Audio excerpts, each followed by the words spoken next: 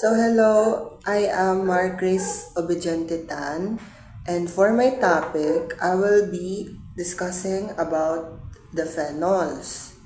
So, what is phenols? So, an phenols, it is a mildly acidic, toxic, white crystalline solid nga nahahanap mostly sa plant-based feeds ingredients and are increasingly used as a natural feed or additive sa livestock production.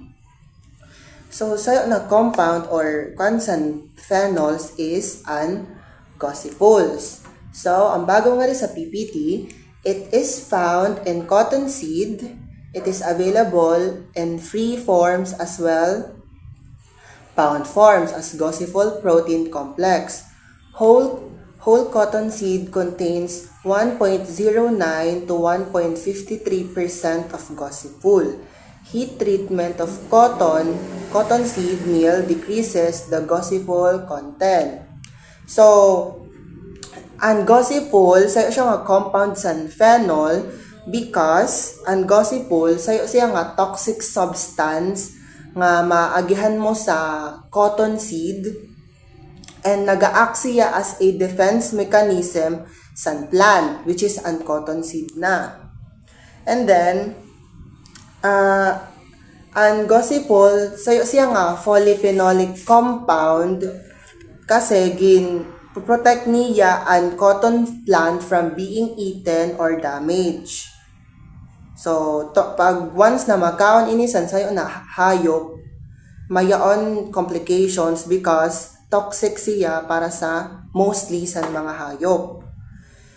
But it is used as an animal feed, lalo na an cotton seed. Kay sa cotton plant, mayon ito siya an seed, diba? So, yung gagamit or kukaan siya sa feed mixture, ginaapi siya. So, bago nga it is used as an animal feed kasi nga nag-contain siya sin protein, fiber, essential fatty acids nga and making it nutritious option sa livestock. Diba? Animals such as sheep, cattle, goat, nag-consume sa cotton seed for its energy and protein content. So, it is more toxic, and gossypol is more toxic to non-ruminants than ruminants because in rumen gossypol combines with soluble protein. Bagaw sa PPT. So, I will explain it to you kay kung nano kay mas toxic ang gossypol sa non-ruminants than sa ruminants. So, ang gossypol mas toxic siya sa non-ruminants because ang ruminant mayaon specialized stomach which is ang rumen. Ang rumen ang nag-allow fermentation and microbial digestion. That's why na ang gossypol mas dili siya toxic sa ruminants because mayon siya specialized stomachs nga nagpo-ferment or ang nagmi-mitigate siton nga toxic substance or toxic effect. So, in rumen, pag ang gossypol, nagbind siya sa soluble proteins, na-reduce niya ang bioavailability and toxicity. Kasi nga, specialized stomach siya. Okay? So, in non-ruminants naman, mas toxic siya kasi simply, ang non-ruminants, waray siya specialized stomach compared sa ruminant. So, mo na ito na rumen. Ang ruminant, di ba, four-chambered stomach, which is ang rumen, reticulum, abomasum, and omasum. Omasum and abomasum. So, ang non-ruminants, waray siton. Or ginsugatan na monogastric, 'di ba? So, mas toxic siya kay na especially sa pigs and poultry kasi they lack this fermentation process. So, waray sa rumen nga nag-mitigate san sito na substance or sito na toxic effect. So, ang mangyayari, ang gossypol, which is an toxic substance, nag-remains free and bioactives in the digestive system san hayop. So, naglilid ito siya to higher toxicity levels and madala na sito nagkakayaon ang mga hayop reproductive issue, ito na liver damage. Okay? Then next, we have the tannin. So, tannin, it is a high molecular weight polyphenolic substance widely distributed in nature. So, ang tannins man, sa liwat siya nga polyphenolic compounds nga mahahanap mo in many plants or seed coats. Seed coats din. Mahanap mo siya, excuse me. And ang tannins, mayon siya several important effects on the nutritional availability and digestibility of feeds for animals. So, bago dide, it is of two types, anhydrolysable tannins and uncondensed tannins.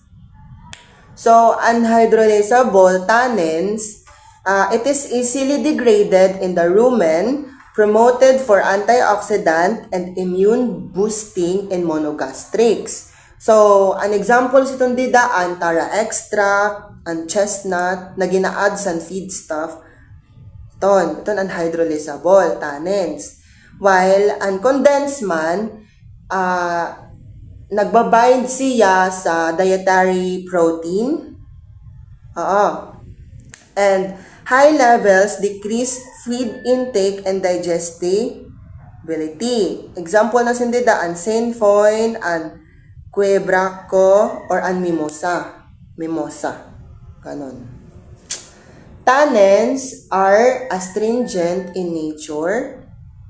They bind with protein and reduces its ability to animals. They depress cellulase activity, thus digestion of crude fiber reduces. So, pag ginsugad na astringent, mo itong siraan mga nagbabind sa protein na nagliles ang kanra digestibility. Ayun, parang nare-reduce. And mayon itong complications pag ganon.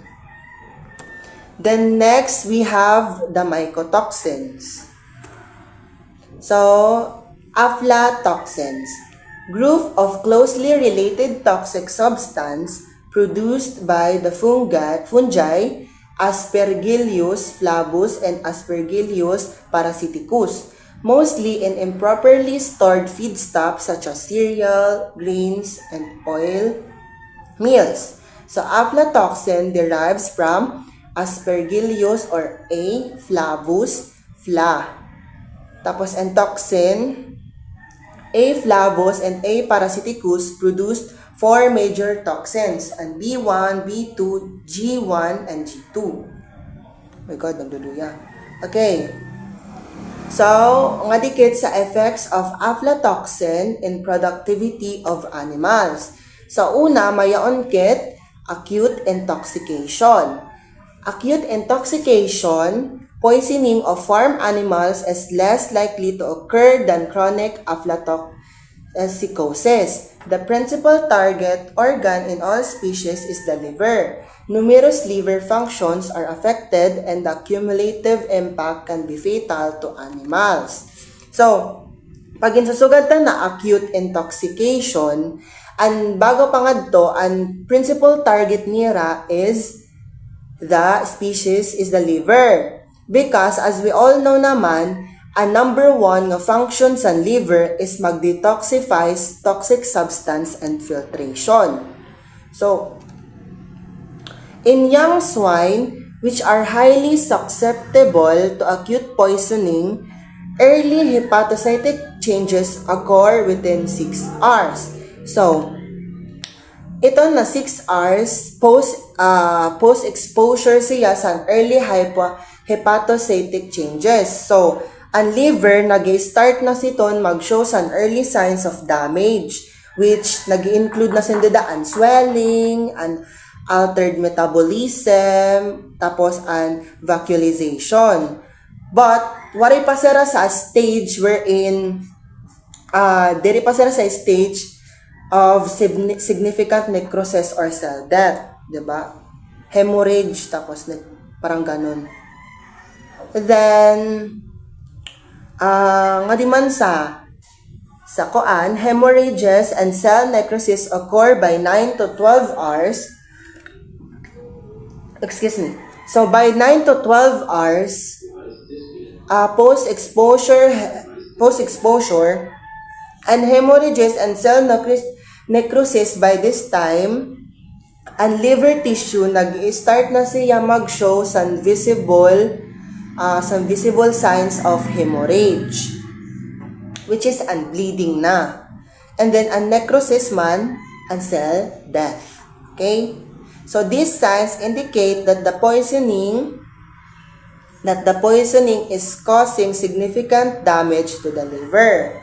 Then, sa 12 to 14 hours post-exposure, madanas ito na elevate an SGOT or the serum glutamic oxaloacetic transaminase, or also known as AST an aspartate aminotransferase. So, it is an enzyme nga mahahanap mo sa liver, sa heart, and then sa muscles and other tissues.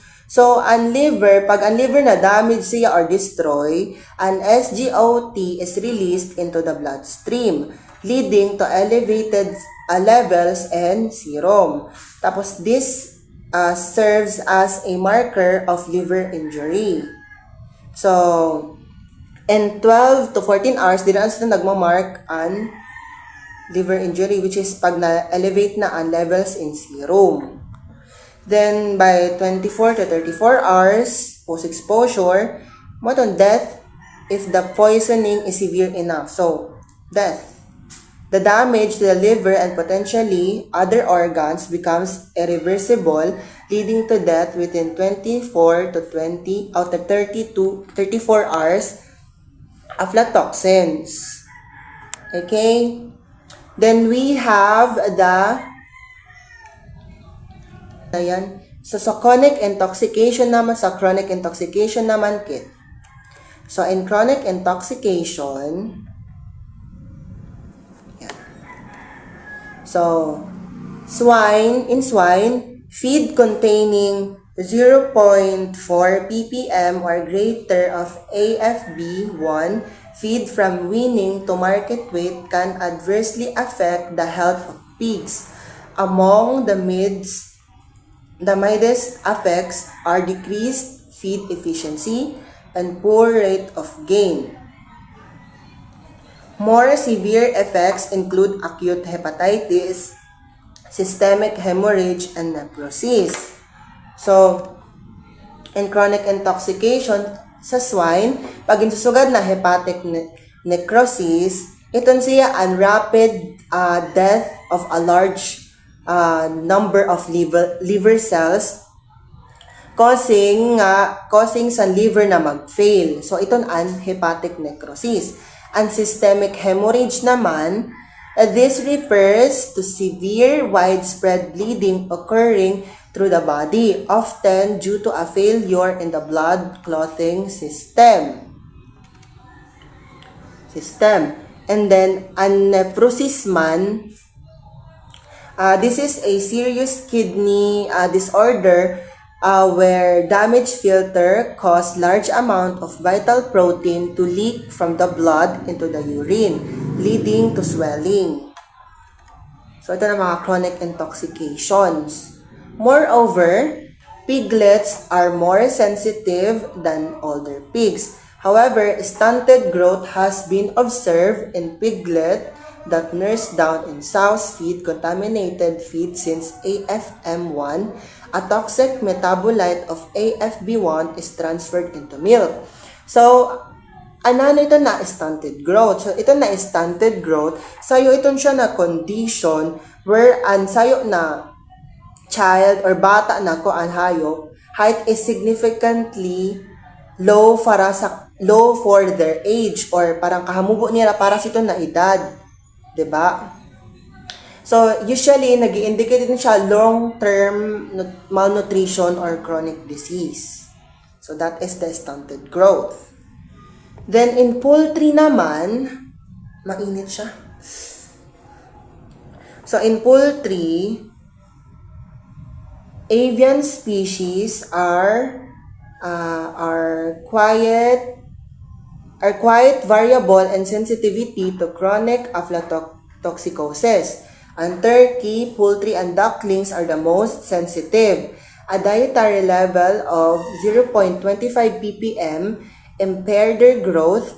A level of 0.5 ppm in chickens is required to reduce growth rate, and a level of 1.25 ppm or more in chicks' diet resulted in increased liver lipids. So in poultry, an increased liver lipids ito siya ang core problem. Kasi unhinged diet, mayon siya too much energy or calories. Mayon siya too much energy or calories than protein. So, an excess energy nasasend siya sa liver where it is converted into a stored or parang na-store siya as a fat or mo na nga ito na lipids. Ganon. So, in dietary concentrations of aflatoxins greater than 2 ppm can significantly diminish egg productions in layer, and production decreased to 50% with 10 ppm and 0% at 20 ppm. Chickens were protected again at the growth-inhibiting effects of 5 ppm dietary aflatoxin when the protein in the diet was increased from 20% to 30%. So, undiminished egg production, iton siya na an egg yolks are primarily made of lipids and proteins na ginsynthesized by the liver. So, and when the liver is packed with fat, its overall function is severely compromised like a factory floor clogged with boxes. So, it can no longer efficiently synthesize and transport the necessary materials for egg production, causing a sharp drop in egg laying. So, that's the diminished egg productions. So, maya only what did they and reduce protein digestions. So,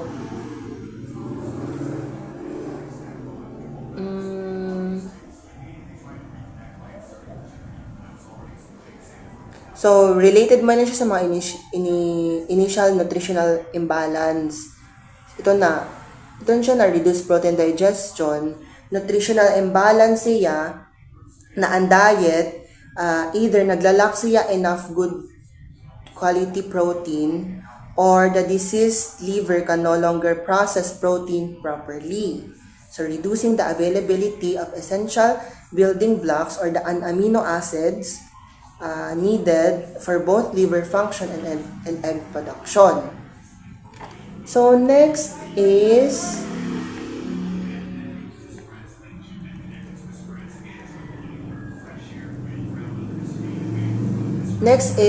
rickets were observed in broiler chicks feed aflatoxins containing diet and showing that aflatoxins impair the availability of bile salts in the gut, resulting in decreased absorption of fat-soluble vitamins. So, decreased bone strength in broilers fed aflatoxins was attributed to inadequate mineralization of bones. So, rickets were observed in broiler chicks pag na tatulbungan siya rasin mayaon content nga aflatoxin. Why? Because pag ang chicks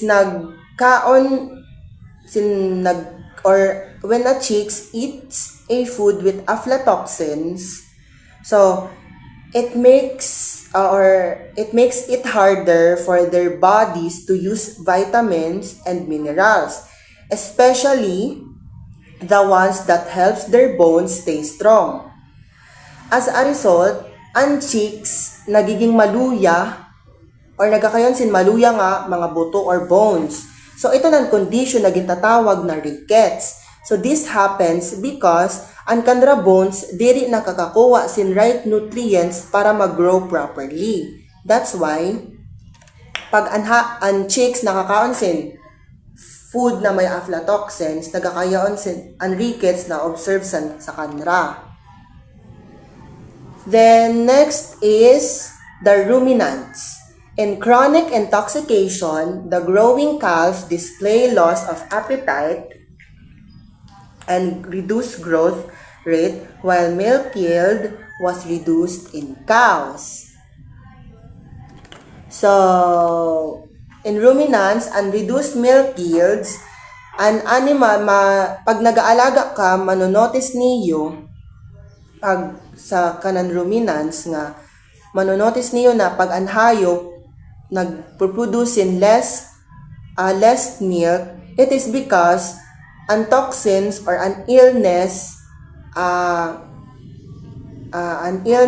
nagdi-disrupt sa liver and diverting energy away from production. So diri niya nahihiman kanya function because of the toxins and sa illness. So we also have the impaired blood coagulations. So however, there was no loss of appetite. Calves are more sensitive than adult cattle. A dose level of about 0.2 mg or kg body reduces rate of gain and impaired blood coagulation. So in impaired blood coagulations, ang blood sa sayo na hayop nalulus an ability to clot properly. Usually, because of the severe liver damage nga nagpe-prevent sa production of necessary blood or clotting factors. Yon. Then next we have the anti-reproductive effects of aflatoxins in ruminants. This includes the decreased fertility in sheep and abortion and birth of underweight calves in cattle. So, an anti-reproductive effects or atong gintatawag na abortion, ang toxins or ang severe illness nagkakos in hormonal disruption or fetal damage, resulting in the termination or abortion of the pregnancy. So this type of poisoning, which seems to lead to liver damage, has a predictable course in terms of damage to the hepatocytes or liver cells and the biochemical markers that signals this damage. So, one of the reasons kaya nagkakayaon sin abortion san kaurugan san mga hayop because of the toxins or ang severe illness kasi nakaka-apekto siya san kanan hormone san hayop or mao na ito na hormonal ginatawag na hormonal disruption. Okay, so next is the last one is the food adulterants. So food adulterants are generally mixed along with the concentrate mixture, especially when it is mashed with pellet form.